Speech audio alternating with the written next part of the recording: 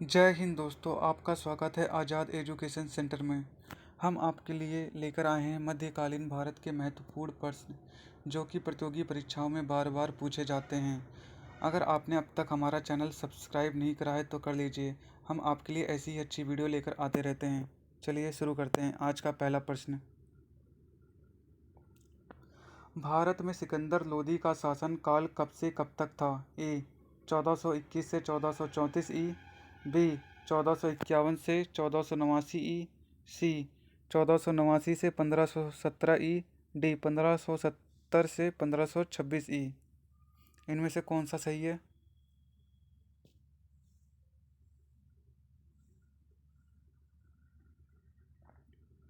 यहाँ पर हमारा सी सही हो जाएगा, 1489 से 1517 ई।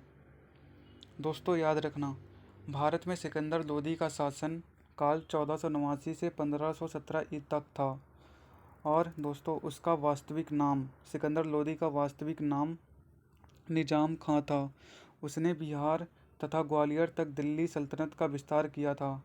सिकंदर लोदी ने 1506 ई में आगरा को दिल्ली सल्तनत की राजधानी बनाया। वह फारसी भाषा में कविताएं लिखने वाला शासक था। उसने गुलरुखी उपनाम से अनेक कविताओं की रचना की। 1517 ई में उसकी मृत्यु के बाद उसका पुत्र इब्राहिम लोदी दिल्ली सल्तनत का सुल्तान बना। दोस्तों याद रखना। चलिए अपने अगले प्रश्न पर चलते हैं। निम्नलिखित में से कौन दिल्ली सल्तनत के इतिहास का लेखक नहीं था? ए अब्बास खां शेरवानी, बी अमीर खुसरो, सी जियाउद्दीन बर्नी, डी मिनहाज उल सिराज। कौन सा नहीं था दोस्तों?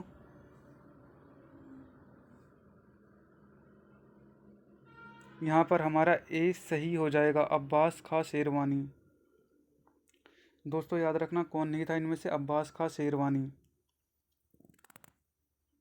दोस्तों याद रखना, अमीर खुसरो, मिनहाज उल सिराज तथा जियाउद्दीन बर्नी दिल्ली सल्तनत काल के प्रसिद्ध रचनाकार थे, जबकि अब्बास खां शेरवानी शेर शाह के शासन काल का राजकीय इतिहासकार था। अब्बास खां शेरवानी की प्रमुख रचना तारीख ए शेरशाही, जो कि फारसी भाषा में लिखी गई थी, जो कि ये शेर शाह के जीवन चरित्र के ऊपर लिखी गई है और यह शेर शाह के शासन प्रबंध पर भी प्रकाश डालती है। दोस्तों याद रखना। चलिए अपने दूसरे प्रश्न में चलते हैं।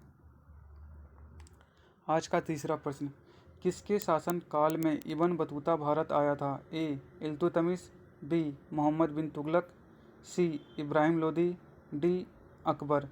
दोस्तों इनमें से कौन सा सही होगा, जल्दी बताइए।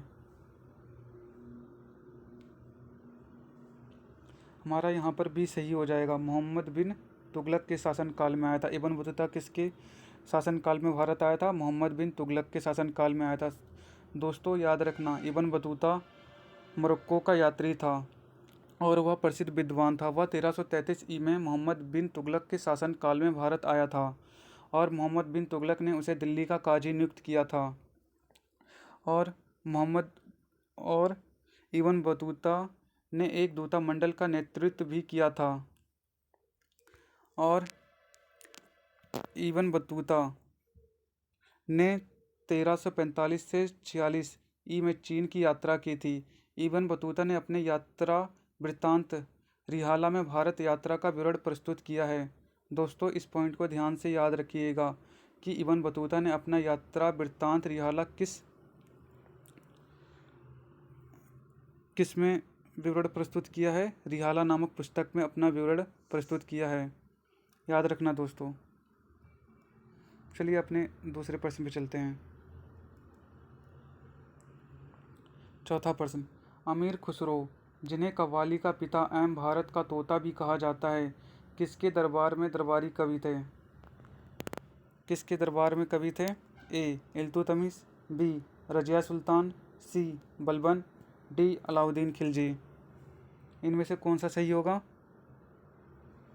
यहाँ पर हमारा डी सही हो जाएगा, अलाउद्दीन खिलजी। दोस्तों याद रखना, अमीर खुसरो को कव्वाली का जन्मदाता माना जाता है और उन्हें तबला का भी जन्मदाता माना जाता है। खड़ी बोली में रचना करने वाले अमीर खुसरो ने दिल्ली सल्तनत की 8 सुल्तानों का कार्यकाल देखा था। दोस्तों यह प्रश्न बहुत बार पूछा जाता है एग्जाम में कि ऐसा कौन है जिसने दिल्ली सल्तनत की 8 सुल्तानों का कार्यकाल देखा था, और वह कौन है? अमीर खुसरो। दोस्तों याद रखना, अलाउद्दीन खिलजी के दरबारी अलाउद्दीन खिलजी के दरबार में दरबारी कवि थे। अमीर खुसरो का जन्म 1253 ई में पटियाली कासगंज उत्तर प्रदेश में हुआ था, और दोस्तों उन्हें तूती ए हिंद कहकर बुलाया जाता था, अर्थात हिंद का तोता कहकर सम्मानित किया जाता था। अमीर खुसरो को उर्दू भाषा का जनक भी माना जाता है। दोस्तों बहुत बार ये एग्ज़ाम में पूछ लिया जाता है कि उर्दू भाषा का जनक किसे माना जाता है, तो दोस्तों याद रखना, उर्दू भाषा का जनक अमीर खुसरो को माना जाता है, और उन्हें कव्वाली का भी जन्मदाता माना जाता है, वाद्य यंत्र और तबला का जन्मदाता भी माना जाता है, और उन्होंने दिल्ली सल्तनत के 8 सुल्तानों का कार्यकाल भी देखा था। चलिए अपने नेक्स्ट प्रश्न पे चलते हैं। आज का हमारा 5वां प्रश्न, किस प्राचीन साम्राज्य में महिलाएं कुश्ती में भाग लेती थीं? किस साम्राज्य में महिलाएं कुश्ती में भाग लेती थी? ए बहमनी साम्राज्य, बी विजयनगर साम्राज्य, सी चोल साम्राज्य, डी उपरोक्त में से कोई नहीं। किस में भाग लेती थी? यहाँ पर हमारा बी सही हो जाएगा, विजयनगर साम्राज्य में भाग लेती थी। दोस्तों याद रखना, विजयनगर में विभिन्न वंशों के शासकों ने 1336 से 1449 ई तक शासन किया। मध्यकालीन भारत में विजयनगर साम्राज्य की अत्यधिक प्रतिष्ठा थी। विजयनगर साम्राज्य में महिलाओं को कुश्ती लड़ने की स्वीकृति थी। विदेशी यात्रियों Domingo Paes, Nuniz, Abdul Razzaq इत्यादि ने विजयनगर साम्राज्य में होने वाली महिला कुश्ती की चर्चा की है। 1444 ई के सिमोगा अभिलेख से भी महिलाओं की कुश्ती प्रतिस्पर्धा का वर्णन मिलता है। दोस्तों याद रखना इन सब पॉइंट को। चलिए अपने अगले प्रश्न पर चलते हैं। आज का 6वां प्रश्न, विजयनगर राज्य किस नदी के किनारे स्थित था? ए गंगा, बी कावेरी, सी तुंगभद्रा, डी कृष्णा। किस नदी के किनारे स्थित है विजयनगर साम्राज्य? यहाँ पर हमारा सी सही हो जाएगा, तुंगभद्रा। सी सही हो जाएगा, तुंगभद्रा नदी के किनारे स्थित है। दोस्तों याद रखना, विजयनगर साम्राज्य की स्थापना 1336 ई में हरिहर तथा बुक्का द्वारा की गई। हरिहर और बुक्का ने होयसल शासक के सैन्य अधिकारी थे। विजयनगर की राजधानी हम्पी, जो कि तुंगभद्रा नदी के तट पर स्थित थी। हरिहर तथा बुक्का ने अपने पिता संगम के नाम पर इस वंश के शासन की शुरुआत की। बाद में तुलु, सुलू तथा आरवीडू वंश के विजयनगर पर शासन किया। दोस्तों याद रखना,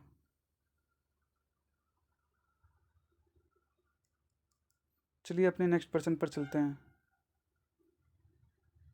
आज का हमारा 7वां प्रश्न, तुलु के राजवंश की स्थापना किसने की थी? ए नरसा नायक, बी कृष्णदेव राय, सी अच्युत राय, या डी वीर नरसिंह। किसने की थी दोस्तों? यहाँ पर हमारा डी सही हो जाएगा, वीर नरसिंह ने की थी। दोस्तों याद रखना, विजयनगर साम्राज्य के तीसरे राजवंश तुलु वंश, जो कि 1505 से 1570 ई तक था, की स्थापना वीर नरसिंह ने 1505 से 1509 ई ने की थी। इसके शासनकाल में सामंतों का विद्रोह हुआ था। किसके शासनकाल में सामंतों का विद्रोह हुआ था? वीर नरसिंह के शासनकाल में हुआ था, और वीर नरसिंह ने इस विद्रोह को सफलतापूर्वक दबा दिया था। दोस्तों साथ में ये भी याद रखिएगा कि तुलु वंश का शासक कृष्णदेव राय, जो कि 1509 से 1529 ई तक शासन किया, विजयनगर साम्राज्य का सबसे महान शासक था। कौन विजयनगर साम्राज्य का सबसे महान शासक था? कृष्णदेव राय। उसने विजयनगर साम्राज्य को समृद्ध और गौरव के चरमोत्कर्ष पर पहुंचाया। नरसा नायक ने 1490 से 1503 ई तक सुलु वंश का शासक था। और दोस्तों याद रखना, अच्युत राय तुलु वंश का शासक था। चलिए अपने नेक्स्ट प्रश्न पर चलते हैं। आज का हमारा 8वां प्रश्न, विजयनगर साम्राज्य के संस्थापक कौन थे? हरिहर और बुक्का, बी कृष्णदेव राय, सी सदाशिव राय, डी अकबर। इनमें से कौन है दोस्तों? विजयनगर साम्राज्य का संस्थापक, यहाँ पर हमारा ए सही हो जाएगा, हरिहर और बुक्का।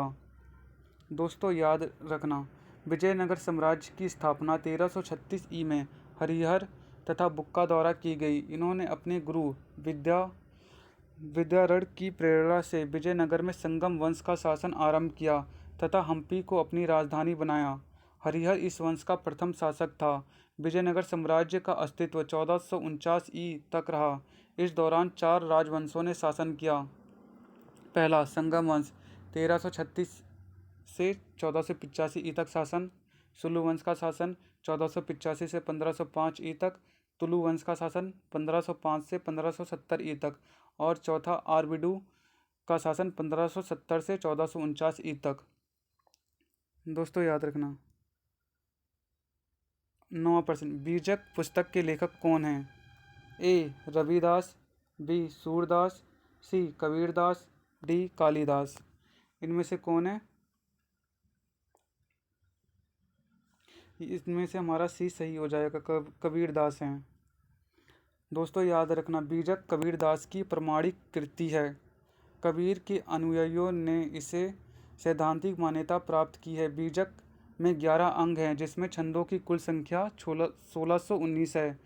पहली बार बीजक का प्रकाशन विश्वनाथ सिंह की टीका के साथ 1872 ई में किया गया। अहमद शाह ने बीजक ऑफ कबीर का अंग्रेजी में अनुवाद किया। किसने बीजक का अंग्रेजी अनुवाद किया? अहमद शाह ने किया था। बीजक में कबीर का क्रांतिकारी स्वरूप भी सामने आया। दोस्तों याद रखना।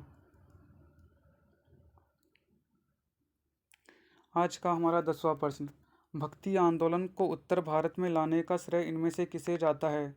दोस्तों किसे जाता है? ए रामानुज, बी माधवाचार्य, सी रामानंद, डी रामदास। किसे जाता है दोस्तों? हमारा यहाँ पर सी सही हो जाएगा, रामानंद को जाता है। दोस्तों याद रखना, रामानंद 14वीं शताब्दी के प्रसिद्ध वैष्णव संत थे और वे विशिष्ट द्वैतवाद दर्शन के प्रेरणा रामानुजाचार्य के शिष्य थे। और दोस्तों भक्ति आंदोलन जो दक्षिण भारत के अलवार संतों द्वारा आरंभ किया गया और उन्होंने इस आंदोलन को उत्तर भारत में पहुंचाया और इसका प्रचार प्रसार किया। दोस्तों इन सभी पॉइंट को याद रखना।